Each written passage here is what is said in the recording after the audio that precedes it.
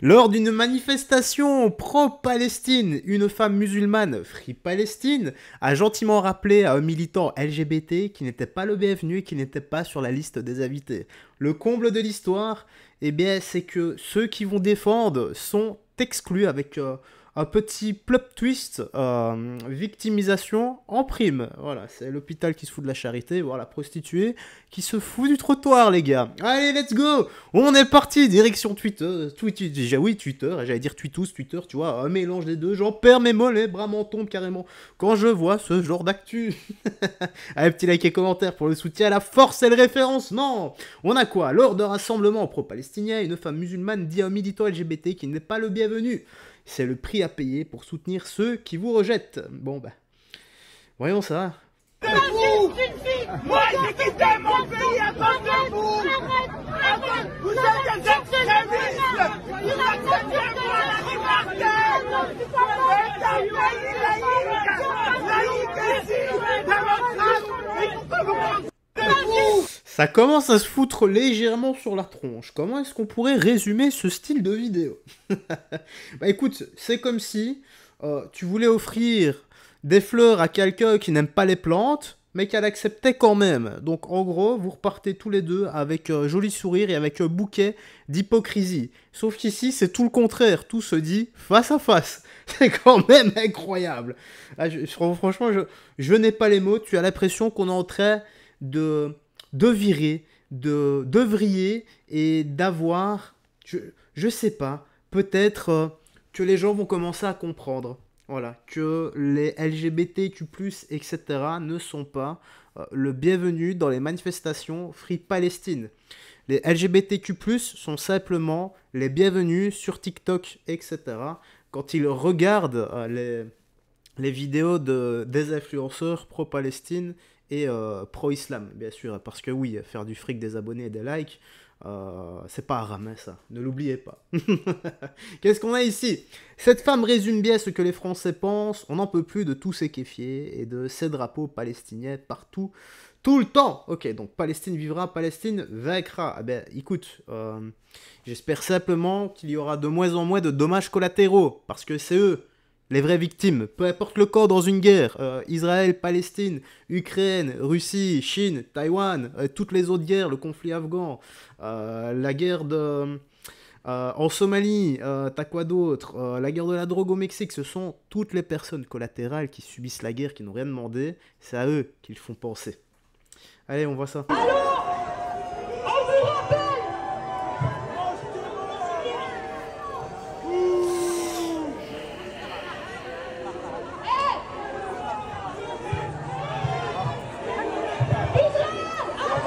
Bon, je peux comprendre que la dame soit C'est quoi ça?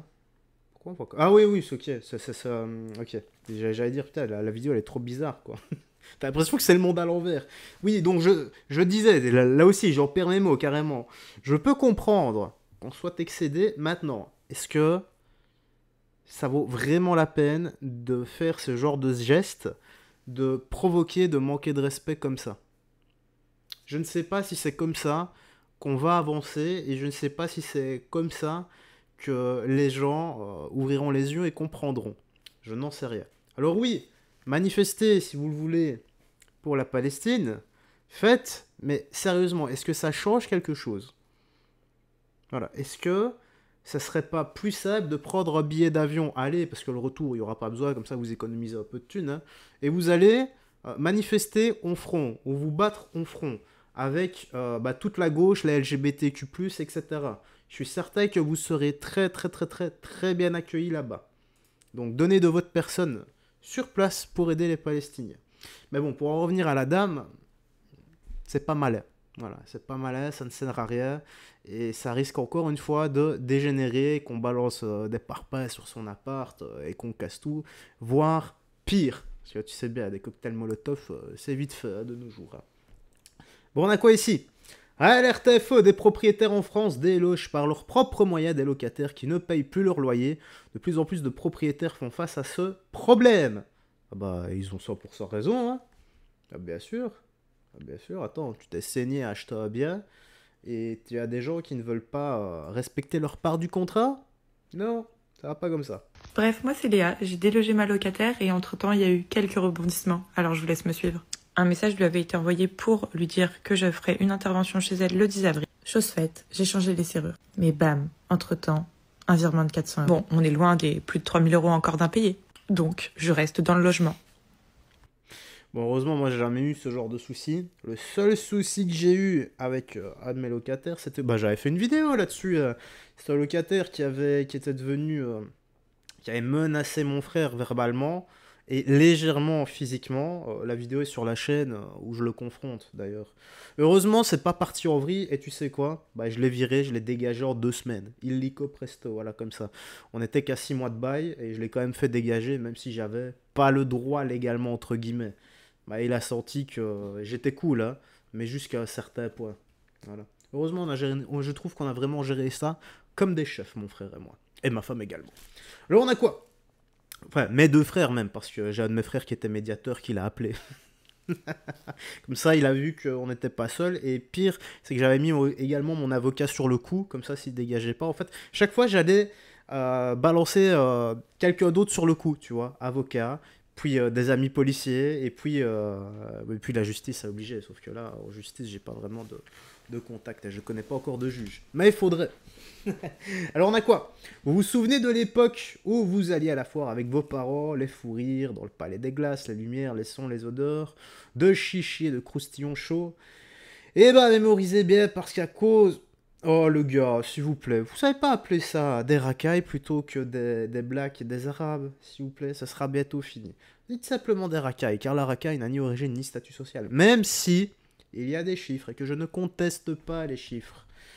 Allez, je pense qu'on avait déjà vu cette vidéo, mais elle est tournée d'un autre angle, et là on comprendra mieux.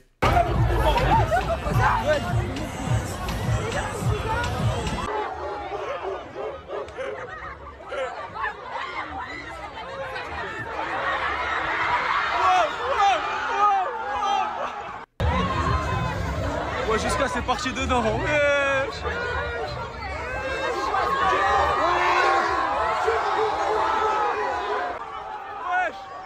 Oh, mais j'ai une peluche ou pas? Oui, j'ai une peluche. J'ai une peluche. Oui, j'ai une peluche. Merci. Passez-vous. J'ai ma peluche. Voilà, j'ai ma peluche. Incroyable, incroyable. Vous êtes vraiment une belle bande de racailles et de voleurs en plus. Et le pire, c'est que vous en êtes fiers et vous publiez ça avec le sourire et la fierté. J'espère sincèrement quand vous repenserez à ça d'ici quelques temps, quelques années, eh bien, vous vous direz à vous-même que vous étiez vraiment une belle bande de délinquants, fouteurs de merde, débiles profonds.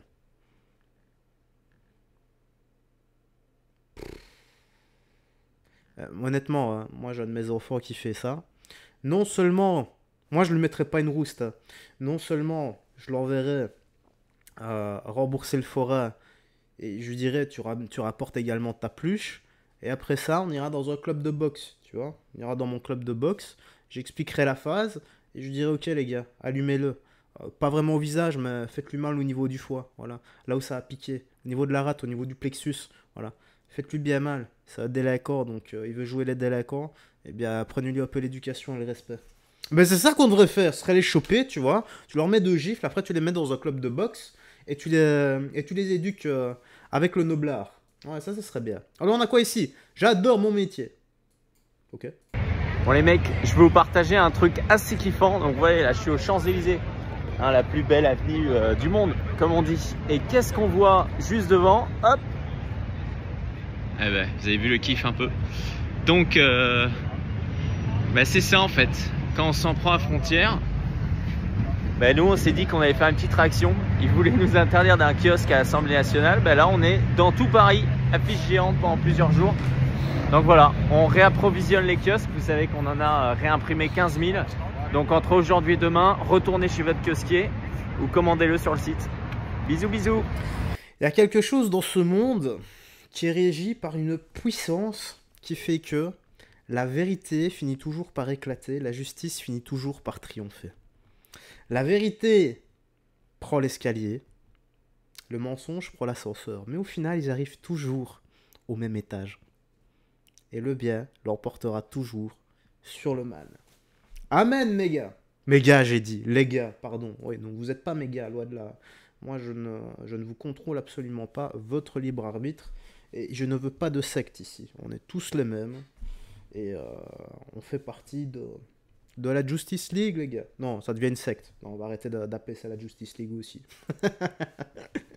Oh, tu veux que je plaisante. Hein. Alors, on a quoi? Le fait de savoir que je vis désormais dans le même pays que ces gens-là me glace le sang. Okay. La femme, à notre époque, elle peut se marier avec un kafir, parce que si elle se marie avec un kafir, peut-être qu'elle serait mariée avec un homme musulman qui l'aurait frappé. Et alors? La langue arabe, dans laquelle c'est Comment ça et alors? T'es con ou quoi? adressé à nous, le prophète sallam désigne le vêtement qui couvre tout le corps et pas simplement une partie du corps. Dans la langue arabe, ça veut dire ça. Que dire du religieux?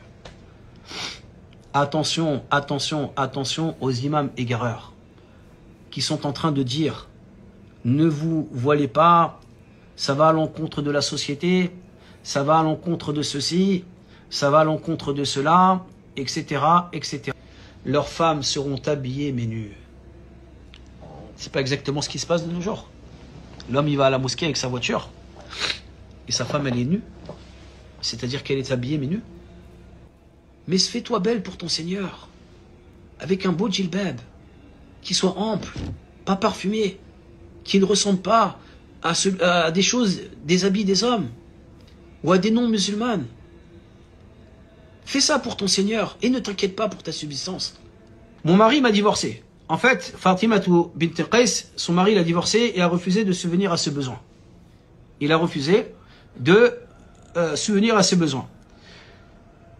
Et donc le prophète sallam lui a dit, et le prophète sallam m'a dit que ce n'était pas un droit pour moi qu'il subvienne à mes besoins, et il m'a dit, va chez Sharik, radiyallahu anha. Attends, il lui a dit, va chier ou va chier? Sallam lui a dit, et le prophète sallam m'a dit que ce n'était pas un droit pour moi qu'il subvienne à mes besoins, et il m'a dit, va chez Sharik, radiyallahu anha. Va chier, ok, va chier. Désolé. Sharik radiyallahu anha était une femme qui est riche, ou qui était riche, parmi les Ansar, les habitants de Médine qui ont accueilli ceux qui venaient de Mecca. Et qui dépensaient beaucoup d'argent qu'Allah subhanahu wa ta'ala lui donnait dans son sentier. Okay. Mais le problème, c'est qu'il y avait beaucoup d'invités chez elle. Entre guillemets le problème, pardonnez-moi. Des invités qui allaient régulièrement chez elle. J'ai dit, je vais faire cela. Mais le professeur sallam m'a dit, ah non, finalement, n'y va pas. Sharik est une femme qui reçoit beaucoup d'invités. Et certes, je déteste que ton khimar tombe de ta tête ou que ton vêtement ne couvre pas tes mollets et alors les gens vont voir de toi ce que tu détestes qu'ils voient. C'est pas une preuve comme quoi la femme est obligée de se couvrir la tête, de se couvrir les cheveux. Et des hadiths comme ça, il y en a plein. Premièrement, le hadith de Aïcha radiyallahu anha. Certes, la femme atteint l'âge, c'est-à-dire une femme qui est devenue pubère.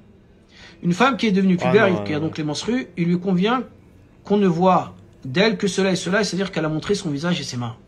Le hadith de Asma, lorsque le prophète il a dit, la femme, elle n'a pas le droit de montrer quoi que ce soit en dehors des mains et du visage. Comment on va le comprendre? Le hadith de Aïcha qu'on vient d'expliquer, comment on va le comprendre? Est-ce que le voile est une obligation ou non? La réponse est oui. Ok. Moi, je comprends juste que c'est autorisé de défoncer sa femme. Si elle porte pas le voile ou une tenue intégrale. Et pas défoncer dans le bon sens, hein. C'est lui faire du mal, quoi. Je sais pas. Parfois, je me dis... T'as l'impression d'être au Moyen-Âge. Et parfois, je me dis... On est en 2025, mais il y a une certaine population où leur calendrier a 600 ans de retard. Je me dis que c'est pas anodin, parfois.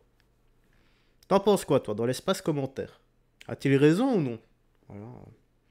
N'oubliez pas, les gars, paix, amour, la vraie paix, amour, hein. Jésus-Christ. Le chemin, la vérité et la vie, pas une religion. Nul ne vient au Père que par lui. Allez, tu me dis quoi dans l'espace commentaire? Tout ce que tu penses de tout ça. Encore les petites news actu et des faits divers.